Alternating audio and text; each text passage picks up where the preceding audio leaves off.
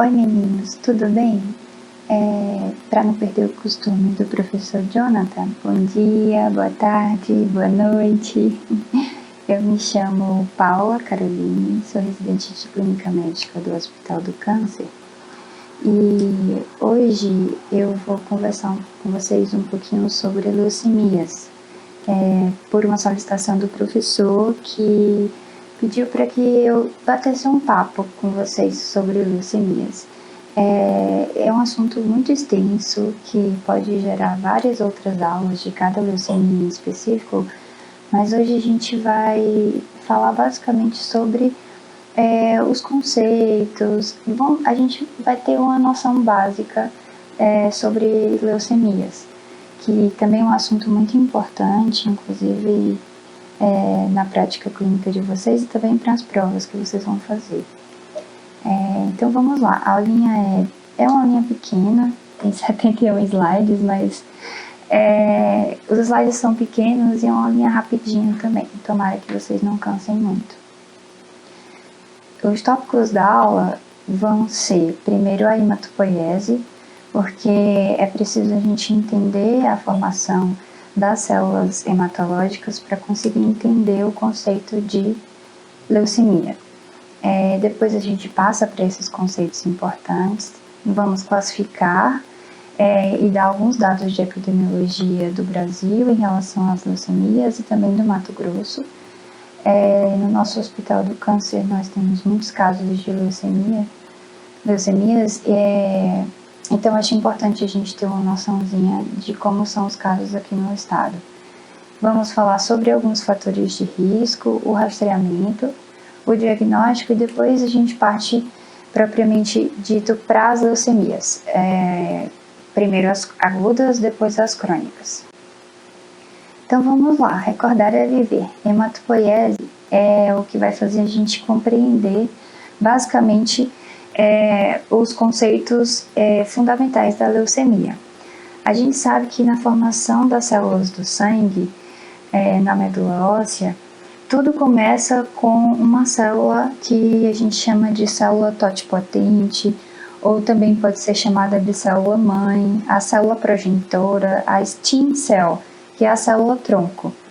Essa célula é a origem de todas as outras células do sangue, e o processo dela acontece da seguinte forma: essa célula se multiplica e dá origem a duas outras células que a gente chama de progenitores multilinhagem, porque são células que a partir delas surgirão outros tipos celulares. Multilinhagem por isso, porque vários tipos celulares surgirão de uma única célula.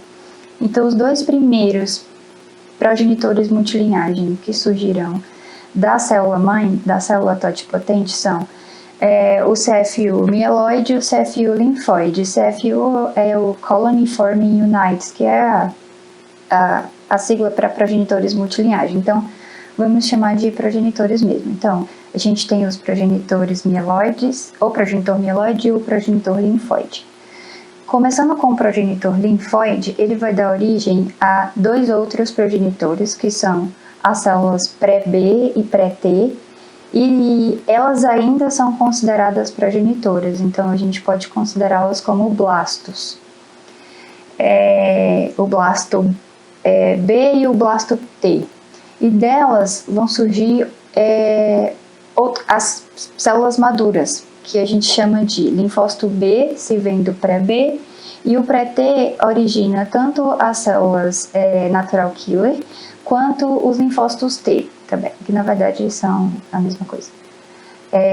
Os linfócitos T, eles têm uma maturação também independente do timo, que é essa bolinha roxa que vocês estão vendo aí. Então, ele sai da medula e termina a sua maturação no timo, e aí a gente tem contato com o linfócito T.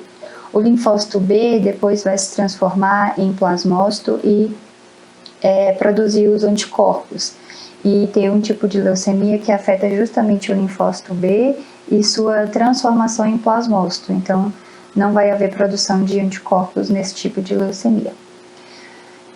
Passando para o progenitor mieloide, ele vai dar origem a outros 2 progenitores, também multilinhagem. O progenitor é mega, que vai se multiplicar e se especializar em 2 outros blastos, que são o eritroblasto e o megacardioblasto. O eritroblasto se especializa e evolui formando reticulócitos, e os reticulócitos saem da medula óssea e se especializam em hemácias, que são as células vermelhas do sangue, e os megacardioblastos geram o megacariócito, que é uma célula muito grande que acaba se transformando nas plaquetas. E na outra ponta a gente tem a célula progenitora multilinhagem GM, que é o que vai dar origem aos leucócitos. O primeiro braço dela origina os mieloblastos e o segundo braço os monoblastos. Lembrando que os linfócitos também se enquadram em leucócitos, mas a gente tem essa divisão dos leucócitos entre os oriundos da célula dos progenitores multilinhagens mieloides e tem os leucócitos oriundos da célula progenitora multilinhagem linfóide. Esses que a gente está falando agora são os oriundos da mieloide. Então, nós temos o mieloblasto, que se especializa. Ele vai passando por algumas fases até chegar ao polimorfo nuclear, que é a célula madura. Nós temos, então, os promielócitos, os mielócitos, os metamielócitos e os bastões. Quando a gente fala de desvio esquerdo, a gente está falando em relação a esses tipos celulares. Depois, mais adiante, a gente vai explicar direitinho sobre isso. E, finalmente, ele vira o granulócito, ou polimorfo nucleares, que se especializa em basófilos, eosinófilos e neutrófilos. E na outra ponta a gente tem os monoblastos, que também são células jovens que se especializam em monócitos. Então, juntando basófilos, eosinófilos, neutrófilos, monócitos e linfócitos, nós temos os leucócitos e do outro lado hemácias e plaquetas, e assim a gente consegue, a partir de uma única célula, formar todas as outras células do sangue. Alguns conceitos importantes para começar a falar sobre as leucemias. Primeiro, o conceito da própria leucemia, que é uma neoplasia maligna com origem na medula óssea, mas que pode se perpetuar e atingir outros sistemas também, com infiltração, por exemplo, em baço, em linfonodos, no fígado, na pele, no olho, no sistema nervoso central, mas ela se origina na medula óssea. Clone leucêmico é aquela célula da medula óssea que vai sofrer um processo de mutação, seja por deleção, translocação ou ganho cromossomal, e nas leucemias principalmente por translocação. E a partir dessas mutações, essas células começam a ser células oncogênicas que vão se proliferar e produzir a neoplasia propriamente dita. Então, logo embaixo a gente tem um conceito de proliferação leucocitária, que é justamente isso, o clone leucêmico se multiplicando. O acúmulo leucocitário que acontece em alguns tipos de leucemias. Essas células defeituosas, que são oncogênicas, elas se multiplicam e algumas vezes, isso a gente fala principalmente para as leucemias agudas, algumas vezes essas células se multiplicam tanto na medula óssea que elas impedem que as outras células normais se proliferem e continuem o seu curso natural. É como se várias populações estivessem numa mesma comunidade, cada população responsável por uma coisa. Só que uma população começa a se proliferar tanto que impede que as outras populações se proliferem e saiam para fazer o seu trabalho no sangue. Então, ela acaba ocupando o local de produção de hemácias, plaquetas, linfócitos ou os próprios leucócitos. E, na maioria das vezes, essas células são células que não têm função estabelecida, no caso das leucemias agudas, e outras vezes têm função, mas são as células maduras nas leucemias crônicas, mas que também proliferam e podem atrapalhar o funcionamento normal das outras linhagens. E O resultado desse acúmulo leucocitário depois da proliferação pode ser uma pancitopenia, que é justamente isso. Todas as outras linhagens não conseguem se reproduzir e o produto delas diminui na corrente sanguínea. Então a gente tem redução de anemia, redução de hemácias gerando anemia, redução de plaquetas com plaquetopenia e a redução dos leucócitos gerando quadros possíveis de infecção. É isso que é a pancitopenia: anemia, plaquetopenia e leucopenia. Então vamos classificar as leucemias. A gente tem várias formas de classificar, basicamente 3, e a primeira forma é quanto à cronicidade. E isso não quer dizer que é a cronicidade da leucemia. Em leucemias, o agudo e o crônico não estão relacionados, por exemplo, o tempo de diagnóstico ou o tempo de evolução da doença. Elas estão relacionadas ao tempo do clone neoplásico. Quando o clone neoplásico surgiu ou em que processo de maturação dentro daquela cadeia de linhagens que a gente acabou de ver, em quanto tempo, quando foi que esse clone, essa célula foi afetada, quando foi que houve a mutação na célula para que ela virasse uma célula oncogênica. Então, vamos exemplificar para ficar mais fácil. A leucemia aguda é quando o acometimento, a mutação na célula ocorre nos precursores leucocitários. Ou seja, as células que são acometidas, elas são aquelas células iniciais, as células progenitoras. A gente chama de aguda porque ainda não deu tempo de a célula se maturar, de amadurecer aquela célula para virar uma célula adulta. É como se a gente chamasse os progenitores de células bebês e as células maduras de células adultas. Então, a leucemia aguda, ela acomete essas células bebês, que são os precursores, os progenitores multilinhares. Então, vamos ver aqui, para exemplificar. A leucemia aguda ocorre nesses precursores, quando algum deles é acometido e por isso a gente chama de células bebês. Então, os progenitores linfóides, mieloides, os blastos.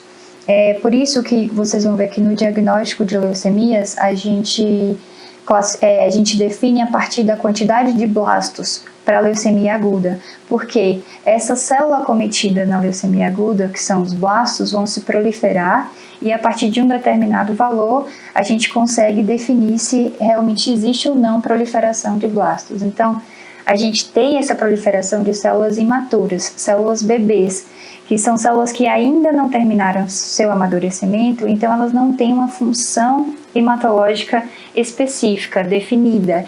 Elas simplesmente não sabem o que vão fazer. Diferente das células adultas, que, por exemplo, os linfócitos sabem exatamente qual é o papel deles. Os neutrófilos têm o papel deles, mas as células, os blastos, as células bebês, não. Eles não têm definição por não terem amadurecido ainda. O outro tipo de leucemia é a leucemia crônica. E a gente chama de crônica justamente por acometer leucócitos maduros. Essa leucemia atinge aquelas células já diferenciadas, mais específicas, que são as células adultas. Então, já temos acometimento de linfócitos, de neutrófilos, de monócitos. Então, não são mais blastos progenitores sendo acometidos, já são as células adultas, os linfócitos propriamente ditos. Quanto à origem, a gente determina de qual progenitor multilinhagem veio a célula mutada, acometida. Então, se ela veio da linhagem mieloide, a gente chama de leucemia mielocítica. Se veio da linhagem linfóide, leucemia linfocítica. Então, o acometimento da linhagem mieloide é essa parte da hematopoiese. Então, a gente tem acometimento basicamente dos progenitores mieloides, e a linfóide afeta os linfócitos B e T, ou os progenitores dos linfócitos B e T. Então, para classificar, são basicamente essas 4 leucemias: mieloide aguda, mieloide crônica, linfóide aguda e linfóide crônica. Mas existem outros tipos de leucemias, como, por exemplo, a tricoleucemia de células pilosas, que é um subtipo de prognóstico melhor, e tem mais vários outros tipos de leucemias, mas essas são as principais. E a gente também pode classificar quanto às causas. A leucemia pode ser uma leucemia primária, uma doença primária, em que ela ocorre em pacientes e pessoas rígidas, e ela geralmente tem um melhor prognóstico, ela não vem por conta de uma outra doença pré-existente. E as secundárias são justamente doenças, leucemias que acometem pessoas que já têm algum fator de risco para ter a leucemia, como, por exemplo, leucemias que vêm depois de uma quimioterapia. O paciente teve um tumor sólido, uma neoplasia sólida, fez uma quimioterapia ou uma radioterapia e evolui com uma leucemia. Isso a gente classifica como leucemia secundária. Ou, por exemplo, posterior ao uso de algumas drogas, como cloranfenicol, a cloroquina, o benzeno, depois de exposição a alguns materiais como agrotóxicos, o próprio benzeno, depois de radioterapia, seja por exposição, por tratamento de tumores sólidos ou por exposição prolongada a raio-x mesmo. Pode vir secundária a outras leucemias, principalmente quando a gente tem uma leucemia crônica que sofre uma crise blástica, ou seja, ela tem uma leucemia crônica e sobrepondo a ela uma leucemia aguda. Outras doenças também podem cursar com leucemia, como a anemia de Fanconi, a síndrome de Down, e alguns outros fatores de risco que também podem gerar leucemias secundárias, como o tabagismo, que ainda está em estudo, mas já tem várias literaturas que mostram que o tabagismo realmente é um fator de risco para a leucemia. A exposição a tintas também pode causar uma leucemia secundária. Quanto à epidemiologia, os dados mais atuais do INCA sobre o Brasil e as regiões são estimativas para 2020. Então vamos lá. Para 2020, em homens, o INCA fala de uma possibilidade de aproximadamente 6.000 casos, e em mulheres 4.800 casos novos, ou seja, a gente está falando de incidência de leucemia em homens e mulheres. É um valor alto considerando o Brasil todo. Então, para 2020 teríamos uma incidência de 4.800 casos novos, ou seja, a gente está falando de incidência de leucemia em homens e mulheres. É um valor alto considerando o Brasil todo. Então, para 2020 teríamos uma incidência de 5.920 casos em homens, 4.890 casos em mulheres. Em 2018, a mortalidade de mulheres por conta da leucemia foi de 3.316 casos, então é um valor absoluto, o total de mortalidade por essa doença. A mortalidade bruta em homens e mulheres no ano anterior, em 2017, ficou em 4.795 casos. Falando de Centro-Oeste, tanto em homens quanto em mulheres, é a 11ª neoplasia mais frequente.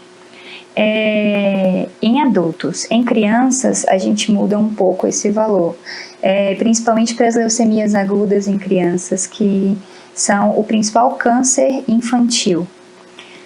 E no Mato Grosso, tanto para homens quanto para mulheres, a gente vai avaliar também a estimativa para 2020.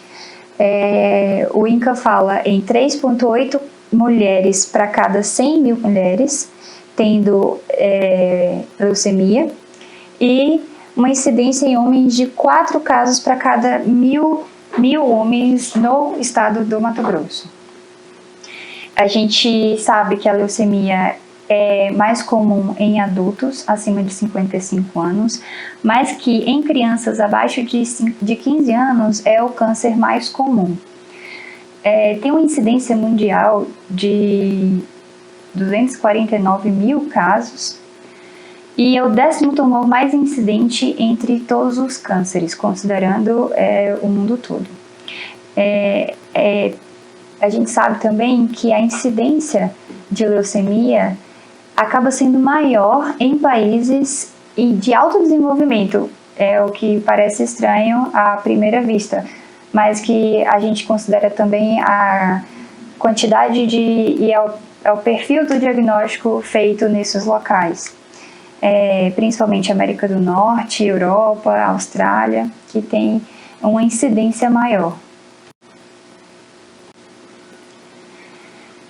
A gente já falou um pouco, mas agora a gente pula para os fatores de risco para a mutação. A idade avançada, então principalmente acima dos 55, 60 anos, exceto para as crianças exceto para a LLA, que tem uma incidência maior em crianças. O tabagismo, que a gente também já falou. A história familiar, que também é um fator de risco importante. Quimio e radioterapia, exposição a benzeno, a formaldeído, principalmente nas empresas de produção de borracha. Agrotóxicos e solventes. Algumas síndromes mielodisplásicas que também podem predispor à leucemia. As trissomias, como por exemplo a trissomia da síndrome de Down, a infecção pelo HTLV1, que é o vírus que predispõe a linfomas e leucemias, e também, em alguns casos, infecções por vírus de hepatite B e C, mas aí já em menor frequência. Quando a gente vai falar de rastreamento e de oncologia, a gente sempre pensa que alguns cânceres, principalmente os sólidos, têm algum tipo de rastreamento. Por exemplo, o câncer de mama, a gente faz o rastreamento pode fazer com ultrassom, com mamografia, câncer de cólon com colonoscopia, mas e para as leucemias? Será que existe algum tipo de rastreamento? Não. Até agora, nenhum exame foi suficientemente bom para justificar o uso dele como um método de rastreio. Então, não existe rastreamento. Nenhuma evidência científica de que algum exame traga mais benefício se for feito em larga escala. O que a gente sabe é que, apesar de não haver rastreamento, existem as suspeitas. O quadro clínico que mostra que possivelmente tem uma leucemia é importante para a gente poder fazer o diagnóstico precoce desses pacientes. Então, o que configura um diagnóstico precoce ou um quadro clínico precoce? Pacientes com palidez, fadiga, principalmente relacionadas à anemia que a leucemia causa. Algumas leucemias podem cursar também com febre, principalmente as agudas, e isso pode ser um sinal de alarme.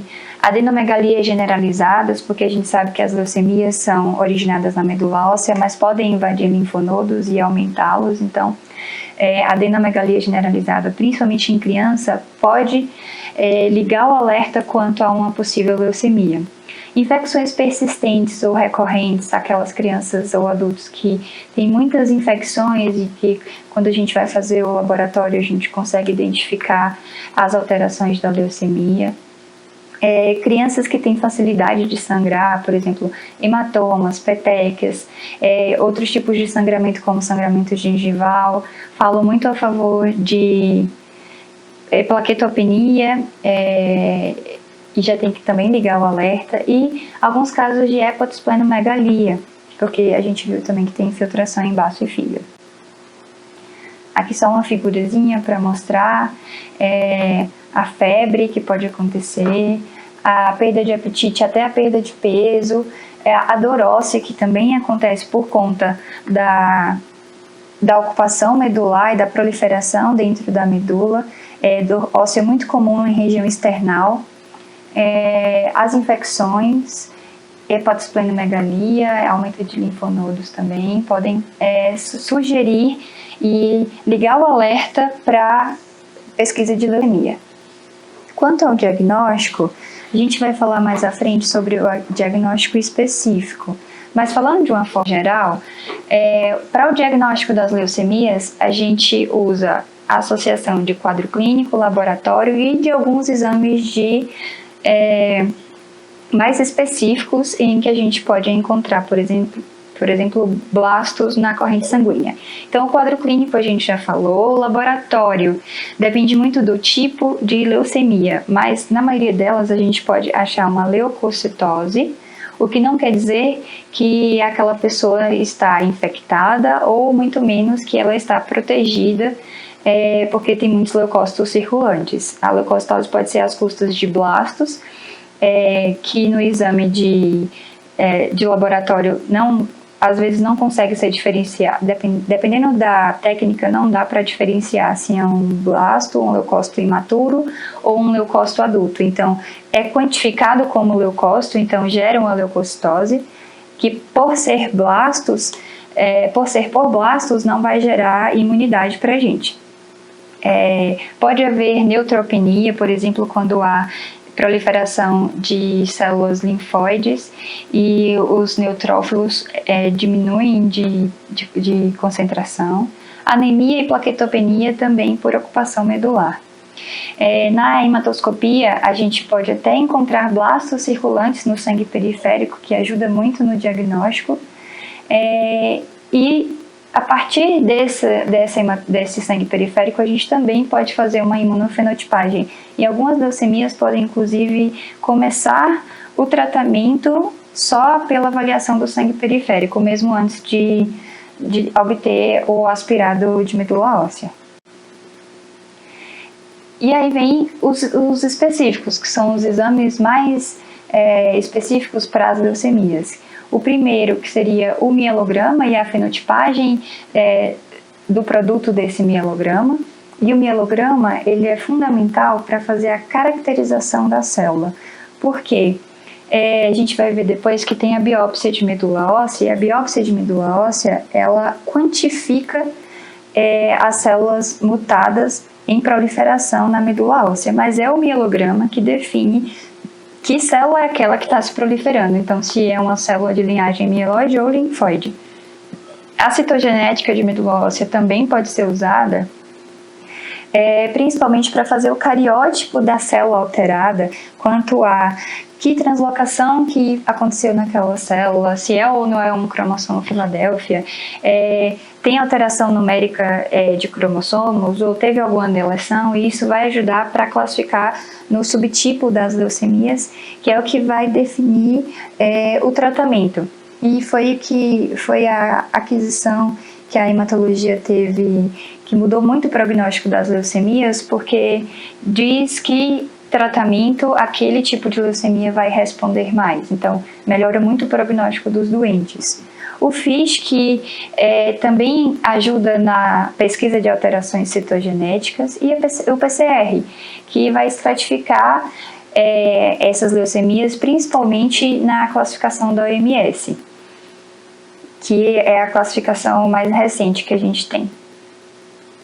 Então, vamos lá, vamos falar das leucemias agudas. Vou correr um pouquinho mais porque eu estou demorando aqui já. As leucemias agudas, a gente tem dois tipos, então, as leucemias linfóides ou linfocíticas agudas e as mieloides ou mielocíticas agudas. A linfóide mais comum em crianças e a mieloide mais comum em adultos. Pela história natural de todas as leucemias agudas, a gente sabe que elas têm um prognóstico ruim. Só que com o advento dessas novas tecnologias de citogenética que permitiram a classificação em subtipos e qual o melhor tratamento para cada uma, o prognóstico de algumas leucemias melhorou muito, principalmente de algumas leucemias mielocíticas.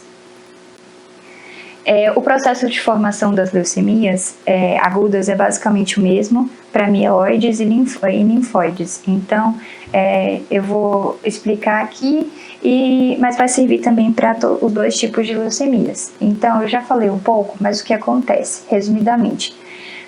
A gente tem uma mutação em uma célula, que pode ser dos blastos ou das células adultas. Essa célula vira um clone leucocitário, que a partir dessa mutação ela vai ter bloqueio na maturação, então ela não vai continuar se especializando para fazer a função dela na corrente sanguínea, ela simplesmente para de amadurecer.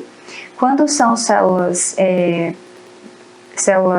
imaturas, os blastos, eles começam a ter uma proliferação exagerada e ocupam a medula, ocupam fisicamente a medula, e também liberam algumas citocinas indutoras de fibrose medular. Então, a ocupação junto com a liberação de citocinas e fibrose medular pode levar a uma pancitopenia.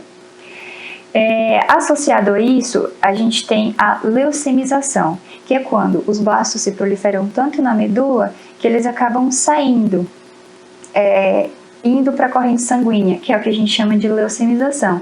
É a presença de blastos ou células imaturas da medula óssea na corrente sanguínea. E esse excesso de blastos na corrente sanguínea pode levar ao que a gente chama de síndrome de leucostase. A síndrome de leucostase é o que torna grave também as leucemias crônicas, mas também causa muita gravidade nas leucemias agudas. O que acontece na síndrome de leucostase primeiro, ela ocorre quando há basicamente mais de 50.000 a 100.000 leucócitos identificados no sangue. E esses leucócitos, em grande quantidade, acabam fazendo obstrução de microvasculatura. Essa obstrução de microvasculatura pode levar a alterações em todos os sistemas, e o quadro clínico principal dela é taquidispneia com hipoxemia, pode ter alguns distúrbios neurológicos, também pode haver sangramento, e depois a gente vai falar, mas adiantando um pouco, que o tratamento dela é basicamente com hidroxiureia, que é um medicamento que vai, em doses altas, ele consegue diminuir a quantidade de leucócitos no sangue. Pode ser feita por leucoaférese em casos mais graves, ou até mesmo pela própria quimioterapia específica para aquele tipo de leucemia, pode diminuir a leucostase, diminuir a quantidade de leucócitos no sangue e, consequentemente, seus sintomas. E a gente tem também, depois disso, da leucemização, pode ocorrer infiltração tecidual. Então, leucemização e infiltração tecidual não são obrigatórias, mas são fases que podem acontecer. O que é obrigatório é o acometimento de blastos, a proliferação desses blastos e a ocupação medular, causando pancitopenia, que é o processo de formação de todas as leucemias agudas.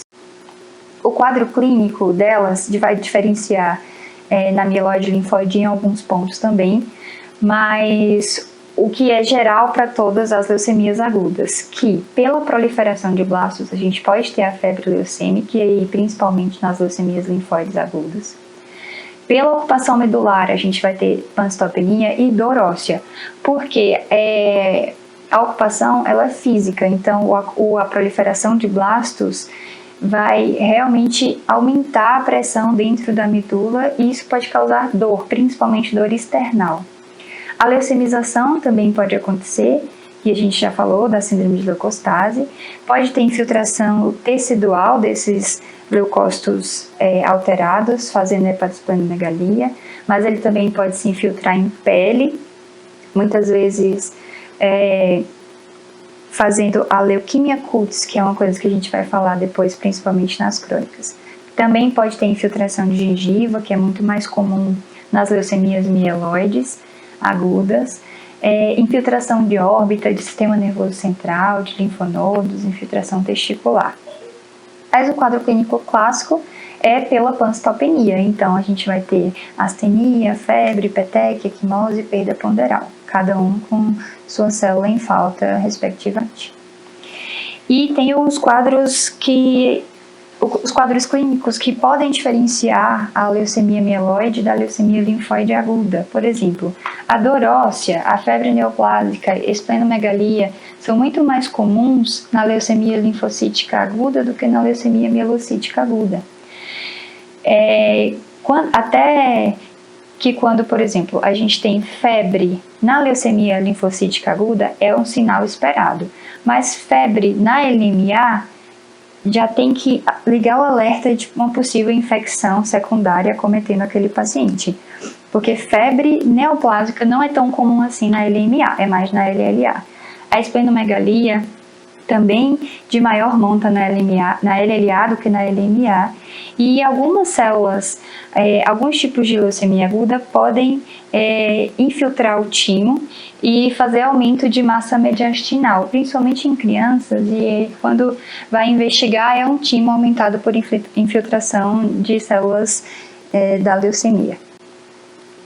Então, a nossa suspeita vai basicamente por pancito, infiltração e aumento de blastos periféricos, e o diagnóstico, que é o principal, é a forma de confirmar a suspeita de uma leucemia aguda.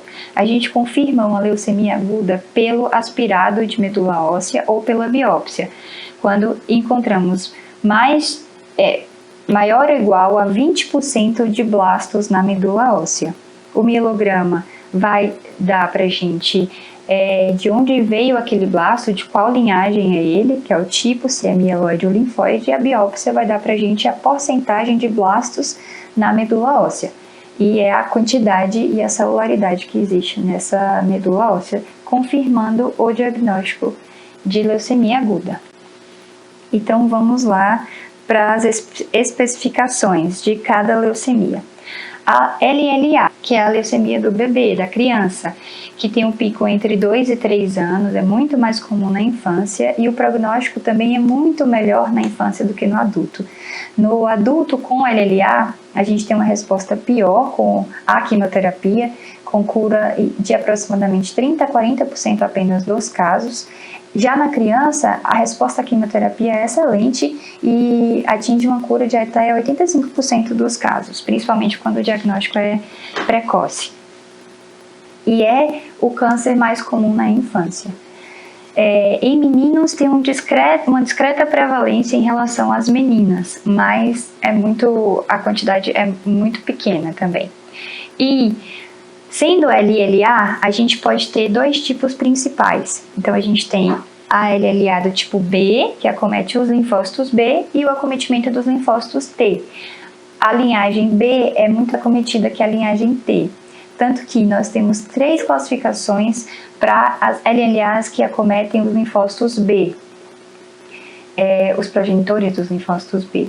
A gente tem a variante 1, que é infantil, e ela corresponde a 85% dos casos de LLA tipo B na criança e só 25% nos adultos. Ela pode ser identificada, na verdade, quando a gente acha blastos muito pequenininhos no aspirado de medula óssea. Já a LLA tipo BL2, que é a variante do adulto, os blastos já são bem maiores e ela é a mais encontrada em adultos, e só 14% das LLAs de criança são do tipo L2. A L3 é uma variante pouco frequente tanto em adultos quanto em crianças, que é a variante Burkitt-Like, que é uma LLA do tipo B também, que afeta só 1% das crianças com LLA e 5% dos adultos, e ela tem, na verdade, uma correspondência muito grande com a célula B do linfoma de Burkitt. E depois a gente vai falar a diferenciação básica entre linfomas e leucemias no que se refere aos leucócitos. E por último, a gente tem a LLA do tipo T, que é bem menos comum que as LLAs do tipo B. Então, falando sobre as diferenças entre linfoma e leucemia, porque pode ser uma confusão, principalmente na hora do diagnóstico. A leucemia é uma célula, um câncer que vem de uma célula neoplásica de um precursor linfóide, que é o linfoblasto, mas ela se origina na medula óssea e pode acometer os linfonodos. O linfoma é o contrário, são linfócitos maduros que têm origem no linfonodo e podem progredir para a medula óssea. Então, é basicamente o caminho um inverso do outro. Quando a gente fala de LLA, então, o diagnóstico é a presença de blastos na medula óssea. E como que a gente vai definir, pelo aspirado de medula óssea, qual é a linhagem daqueles blastos? Então, a gente define pelas características dos blastos. Blastos linfóides e blastos mieloides são diferentes, tanto citoquimicamente quanto morfologicamente. Então, os blastos linfóides, eles coram com ácido periódico de Schiff, que a gente chama de PAS. Depois a gente vai ver que os blastos mieloides coram com o Sudan Black B, que é um outro tipo de corante. Então, se cora com PAS, fala mais a favor de blasto linfóide.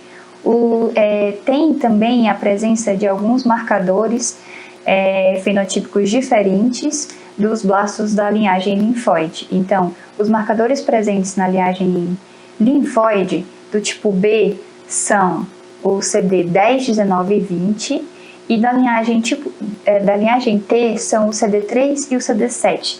E esses marcadores caem muito em questões de prova também, perguntando se os linfócitos, se os marcadores CD10, 19 e 20 correspondem a que tipo de linfócitos.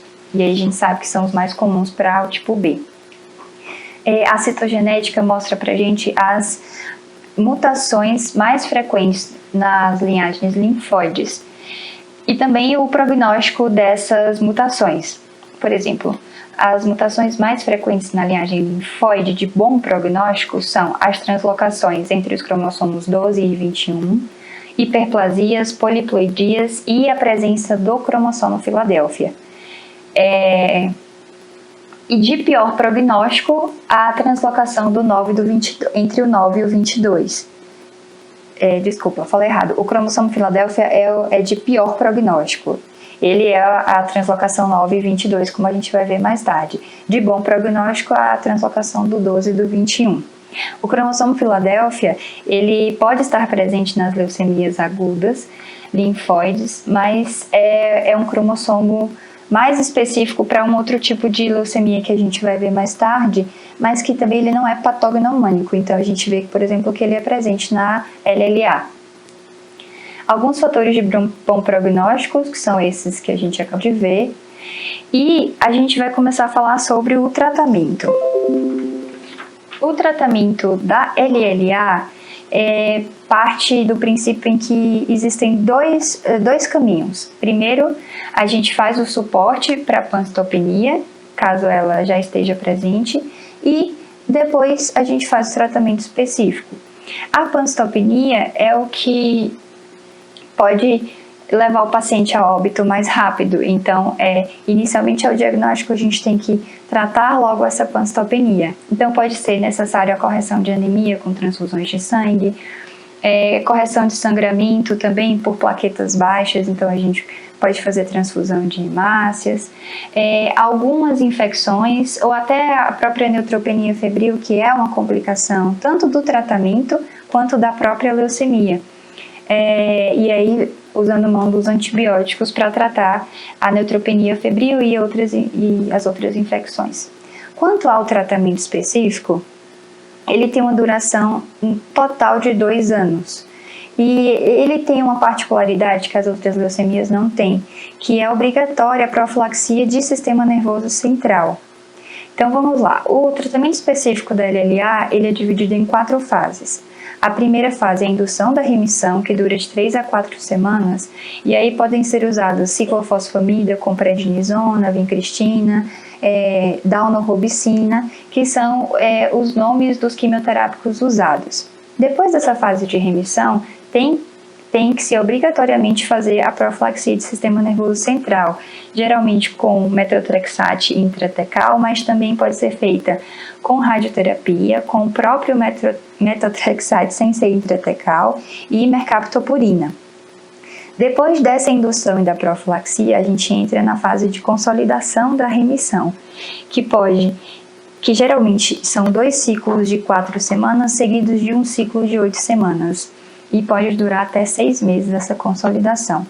Depois da consolidação, a gente entra na manutenção, que vai até 2 anos de tratamento, e aí podem ser usadas também metotrexate, a vincristina, a prednisolona e a 6-mercaptopurina. Então, esse é o tratamento da LLA. E depende muito, a resposta depende muito de que paciente está usando esse tratamento. Por exemplo, as crianças têm uma resposta muito melhor do que outros. Quando a gente fala, então, de LIMA, que é outro tipo de leucemia aguda, que é da linhagem mielocítica, a gente está tratando da leucemia aguda mais comum. Ela comete pessoas mais velhas, então, com idade mais avançada, uma média de 67 anos para cima, e um pouco mais frequente em homens do que em mulheres, 3 homens para 1 mulher. A suspeita clínica nas leucemias mieloides agudas é muito igual à suspeita clínica de qualquer leucemia aguda, com algumas particularidades. Tem a leucocitose, mas pode haver também hiperuricemia com evolução para gota por conta da proliferação. O que acontece? Há uma proliferação de células, essas células vão ser mais degradadas, vai acabar havendo uma liberação maior de ácido úrico, que pode precipitar quadros de gota. Além disso, os blastos no tubo do exame de sangue, por exemplo, eles podem consumir oxigênio, consumir glicose e fazer resultados falsos de glicemia. Então pode haver uma pseudo-hipoglicemia, uma pseudo-hipoxemia, e pela quebra deles, pela destruição deles em massa e por serem muitos em quantidade, também pode haver hipercalemia.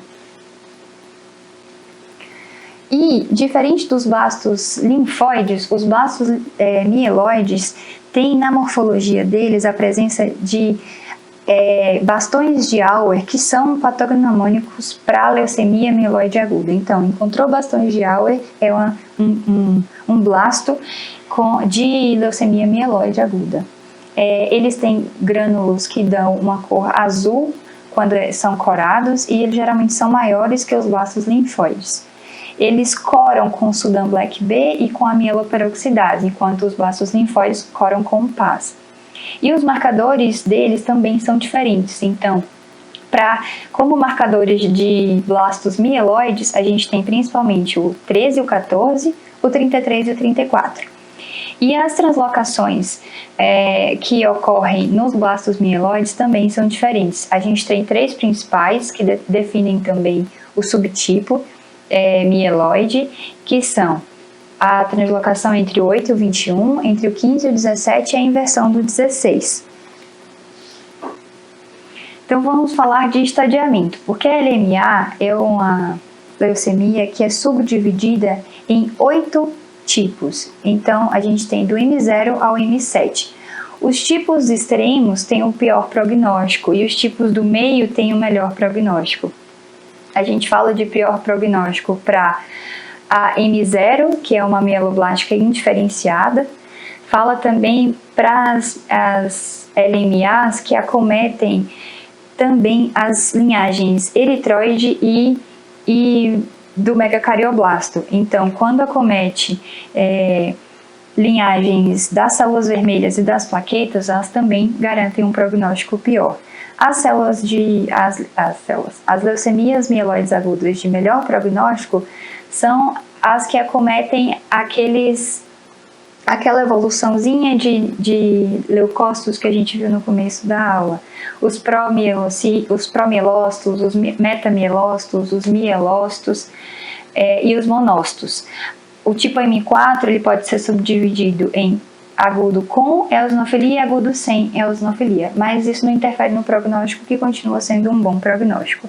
Esses subtipos diferentes, cada um tem uma característica diferente e um quadro clínico também diferente, justamente por serem mutações e alterações genéticas diferentes.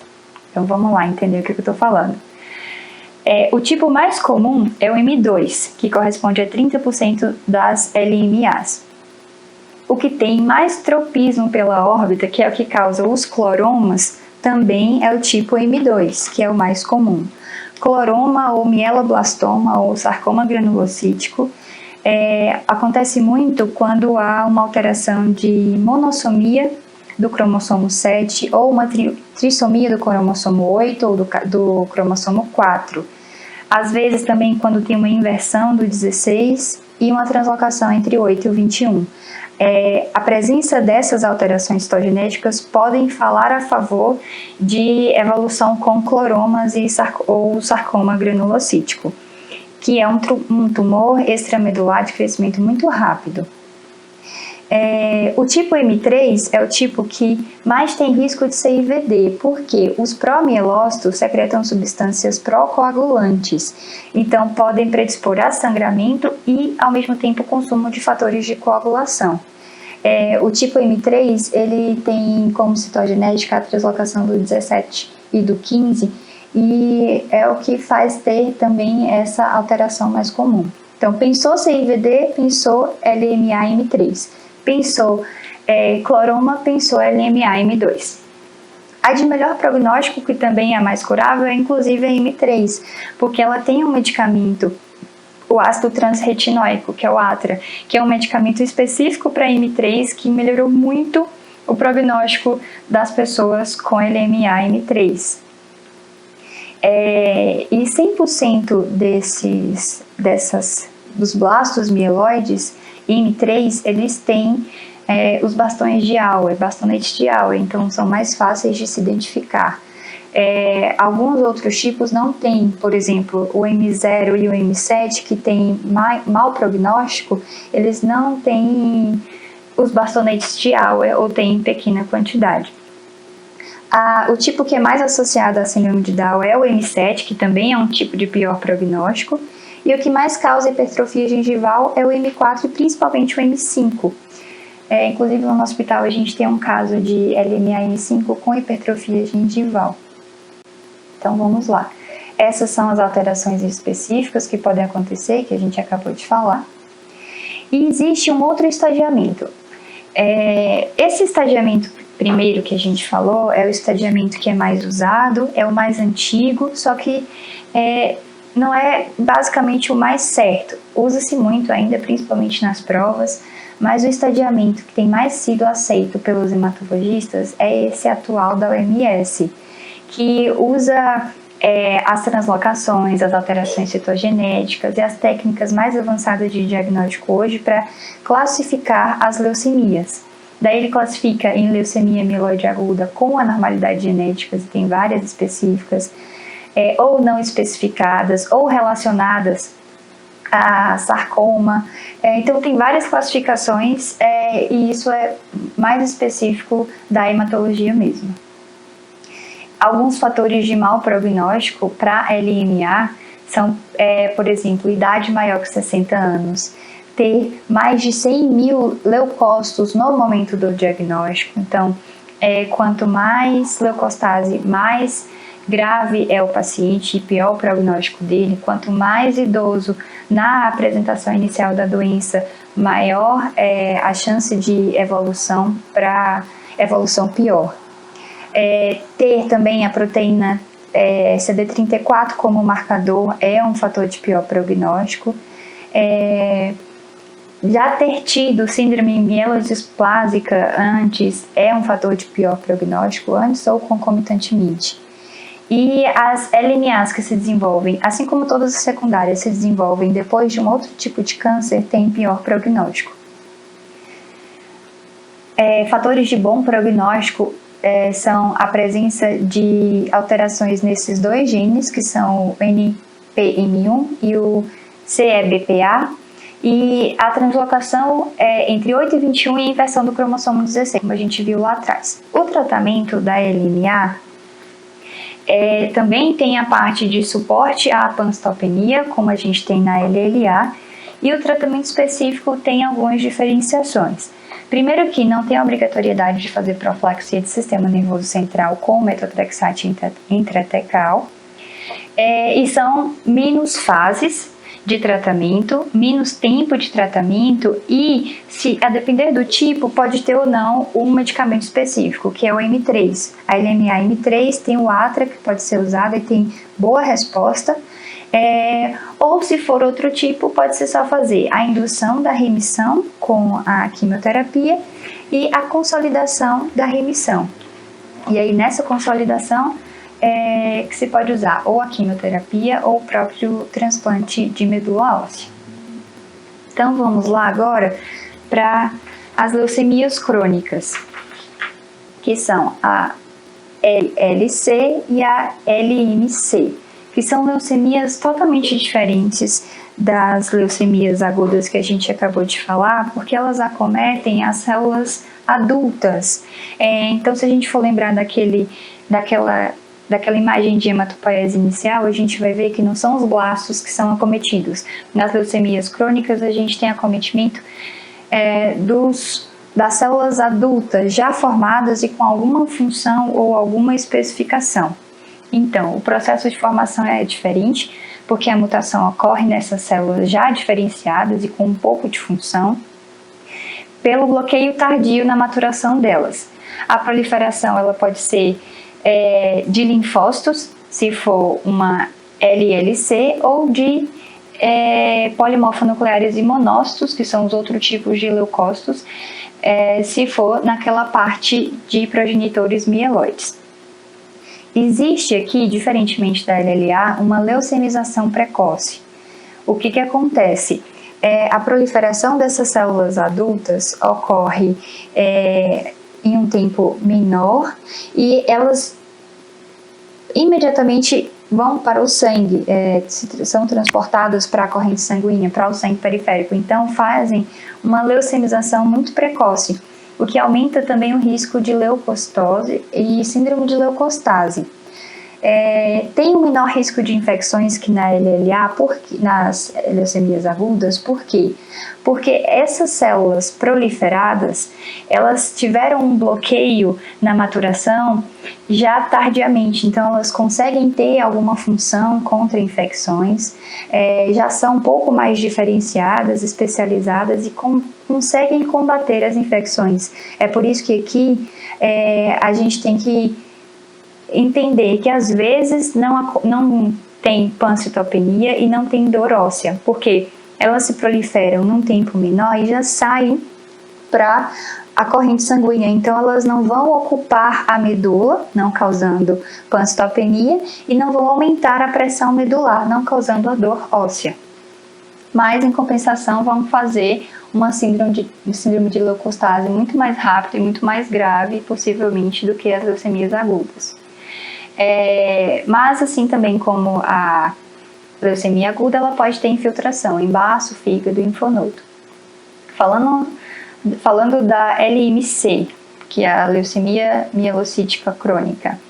A LMC também acomete mais homens do que mulheres, a idade é um pouquinho menor, acometendo ali numa média de pessoas de 50 anos.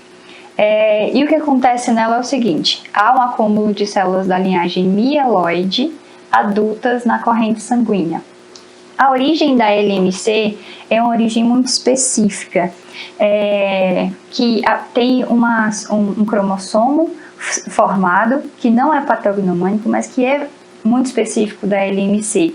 A presença desse cromossomo, que é o cromossomo Filadélfia, ele fala muito a favor de uma leucemia mielocítica crônica. Então, o que acontece é que há inicialmente a translocação entre os cromossomos 9 e 22, que formam o cromossomo Filadélfia.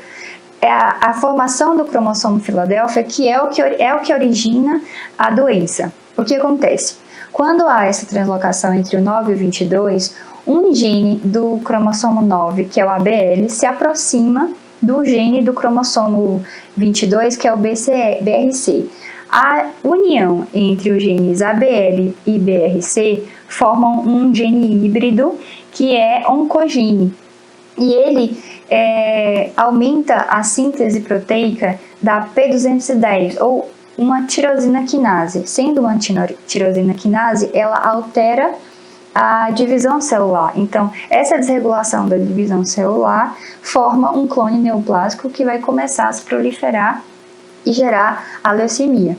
Outra origem possível e menos comum é a radioterapia feita para tumores sólidos, que pode evoluir com a LMC. Mas a forma mais comum de gerar uma leucemia mielocítica crônica é pela formação do cromossomo Filadélfia. Os achados laboratoriais mudam um pouco em relação aos tipos de leucemia crônica.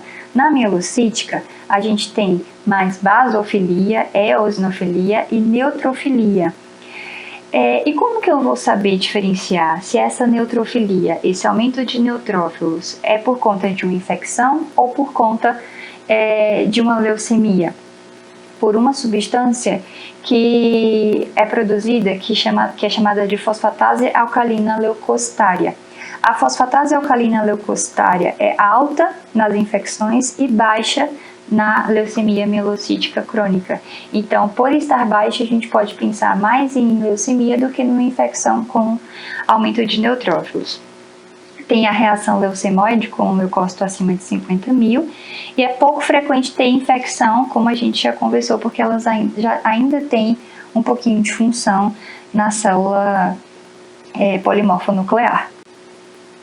Os achados clínicos são a síndrome de leucostase, que garante uma gravidade maior para esse tipo de leucemia, esplenomegalia de grande monta, e aqui a gente pode ter febre vespertina e sudorese noturna, que não é comum no outro tipo de leucemia. A LMC, ela tem 3 fases. É uma leucemia que cursa com a cronicidade e pode ter uma agudização. Então, a gente tem a fase crônica, a fase acelerada e a fase de crise blástica. Todo paciente com LMC vai evoluir para crise blástica, depende se tem ou não tratamento. Se não for tratada na fase crônica, a LMC vai evoluir em aproximadamente 4 anos em praticamente 100% dos pacientes. Se for tratada, a chance disso ocorrer é bem menor. O diagnóstico geralmente ocorre na fase crônica, e nessa fase tem que se fazer o tratamento para poder evitar a evolução para a fase acelerada. A fase acelerada, ela é diagnosticada como um aumento da leucocitose, que já havia na fase crônica, e com basofilia acima de 20%. Até que se chega à crise blástica, que é uma sobreposição da LMA em um paciente com LMC, e aí o prognóstico realmente é muito ruim. O diagnóstico da LMC é também feito ou com aspirado, ou com biópsia, ou com os dois. E no aspirado de medula óssea da LMC, a gente vê hiperplasia mieloide e o aumento da relação mielócitos-eritrócitos. A relação entre mielócitos e eritrócitos normal é de 3:1. Nesse tipo de leucemia, pode chegar a 15:1 ou até 20:1. Então, aumenta muito essa relação, causando uma anemia secundária também, que a gente já falou. E em muitos casos, o aspirado é suficiente e não precisa fazer a biópsia, mas pode se fazer de qualquer jeito. O cromossomo Filadélfia é tão importante na LMC que a confirmação de se é ou não LMC é feita pelo estudo genético com confirmação de presença ou ausência do cromossomo Filadélfia. O tratamento da LMC é também um pouco diferente. Como ele tem essa tirosina quinase, hoje, diferente de antigamente, em que o principal tratamento era o transplante alogênico, a descoberta desse cromossomo Filadélfia e do seu produto, que é a tirosina quinase, fazendo desregulação da proliferação celular, acabou mudando o tratamento. Hoje a primeira linha e a primeira escolha é usar um inibidor da tirosina quinase, que é o imatinib, ou Glivec. Tem boa remissão, mas ele não garante a cura. Se o paciente responde bem ao imatinib, ele vai continuar usando ad eternum esse medicamento. Se ele não respondeu, aí que entram as outras tentativas. Primeiro aumentar a dose, depois trocar por outro inibidor de tirosina quinase e por último o transplante, que hoje já é nossa segunda linha de tratamento. Para controle sintomático da leucostase, pode-se usar a hidroxiureia, mas ela não aumenta a sobrevida, não melhora o prognóstico da doença, ela só trata os sintomas da leucostase mesmo. Mas é uma parte importante do tratamento nos pacientes que têm muitos sintomas pela síndrome leucostática. E por último, a gente vai falar da LLC. Já está se estendendo um pouquinho a aula, mas já está acabando. A LLC é rapidinha. Então, vamos lá. A LLC é a leucemia mais frequente na parte ocidental do mundo. É muito rara no Oriente, mas no Ocidente ela é uma leucemia muito comum. E principalmente porque afeta muitos idosos.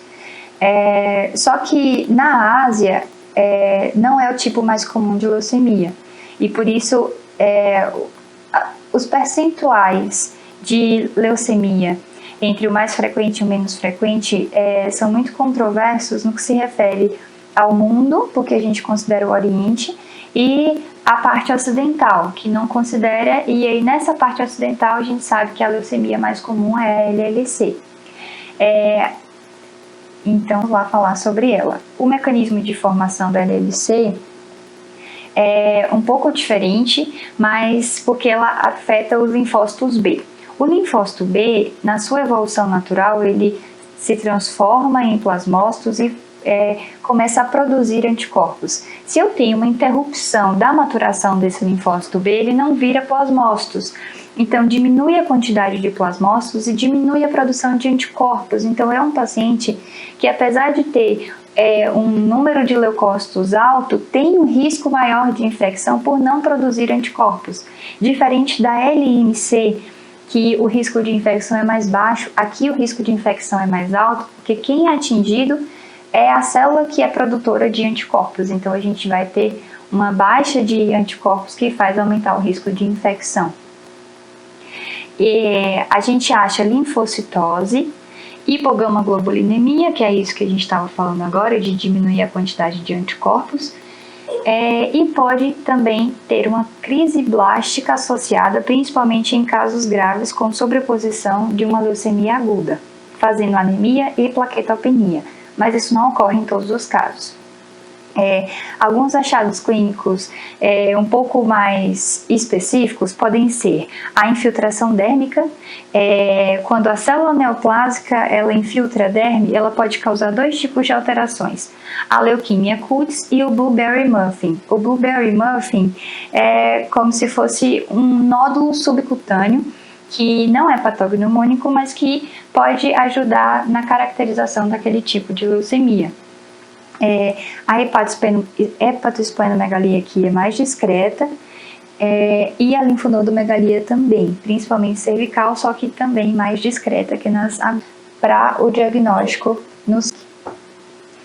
Esse tipo de leucemia tem duas classificações para estadiamento. A gente pode usar o estadiamento de RAI, ou RAI, e o de Binet. Eles definem quem é o paciente que vai precisar ser tratado de forma mais específica. O de RAI define que quanto maior a presença de alterações, mais grave é o paciente. Por exemplo, plaquetopenia, hemoglobina abaixo de 11 garantem um prognóstico pior e um estadiamento mais alto.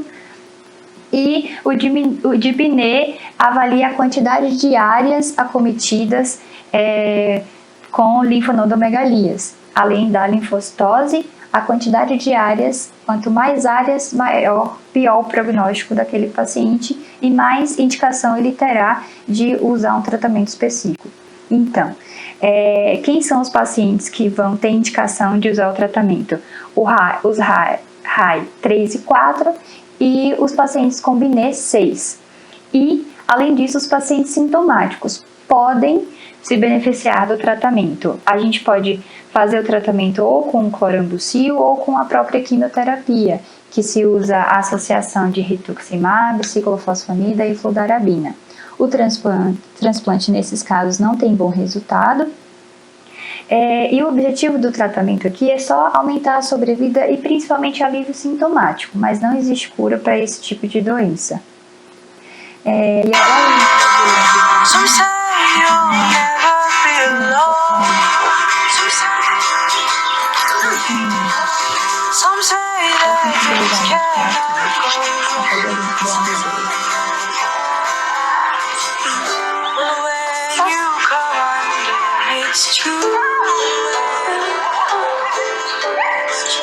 Sometimes you feel it's only.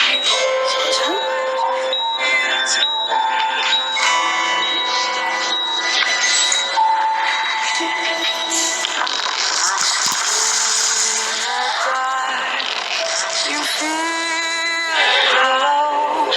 You feel in the dark. Oh, the dark. Dreams go by and fade.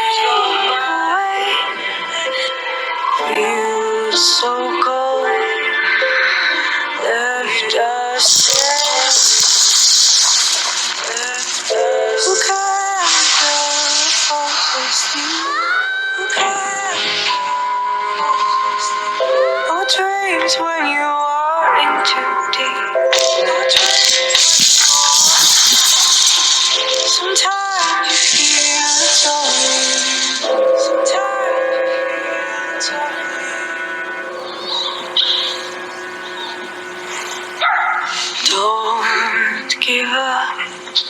Don't forgive up.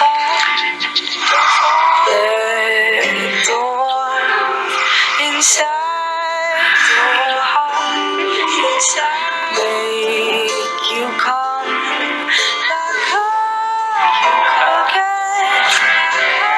Let the sun lead your way. As long as love fills your heart, you know you'll never fall apart. You know you'll never fall apart. As long as love fills your heart.